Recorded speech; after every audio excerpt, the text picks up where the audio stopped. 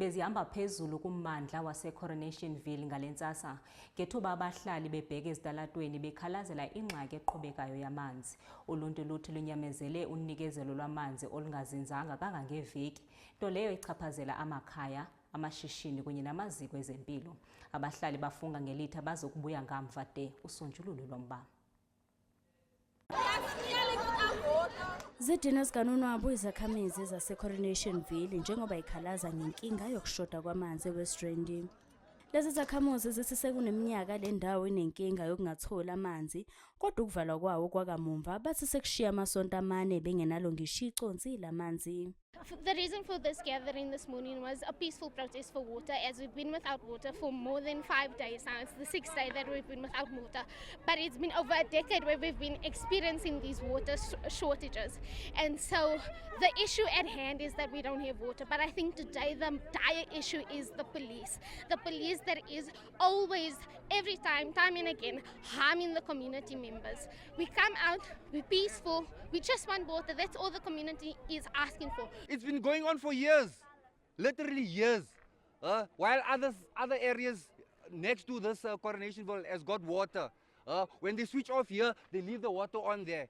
While we're having a strike last week, the people were throwing each other with water while we're having a strike here on 1st of September. Can you imagine that? So we are being sabotaged here. Imizi yakule ndawo amabhizinisi kanye nezikhungo zokunakekelwa kwempilo bathi sekuyiminyaka zilwa nokuvalwa kwamanzi kule ndawo, kanti namhlanje lezi zakhamuzi zivuka ekuseni zavala umgwaqo ngemfucumfucu namathaya avuthayo nezitina beyivumela abahlinzeki bezinsiza ezibalulekile kuphela ukuba badlule. The community came out, they had their hands raised in the air to show that, you know what, we're not inciting violence, we're here peacefully, all we want is water. We allowed the nurses, the school learners, the teachers to come through into our area, so it wasn't a major impact as how the police made it seem. We were having an innocent protest. Some of us were even sitting down, telling the police, all right, no one is throwing bricks, we are sitting down peacefully, so put down your weapons. Some of the police put down their weapons. Another cop comes from the other side, he instructs the police to open fire on us.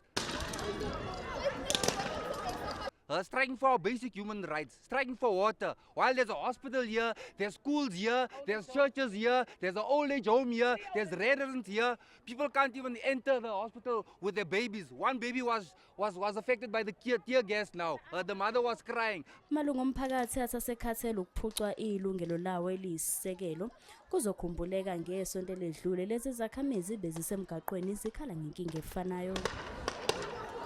Ezindabeni zeSoweto TV, ngingunobuhle wakwaNdlovu ngibika ngise-Coronationville.